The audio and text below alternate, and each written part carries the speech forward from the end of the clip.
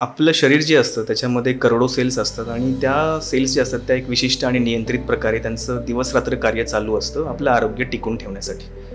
आता या नियंत्रित प्रोसेसमध्ये अशा काही कारणास्तव त्यांची जी वाढ असते किंवा त्यांची जी ग्रोथ असते ती अनियंत्रित होते आणि या अनियंत्रित वाढीमुळं किंवा ग्रोथमुळं आपल्या शरीरामध्ये विशिष्ट सेल्स ज्या ठिकाणी आहे त्या अवयवामध्ये एक गाठ तयार होते आणि त्यालाच आपण ट्यूमर असं म्हणतो.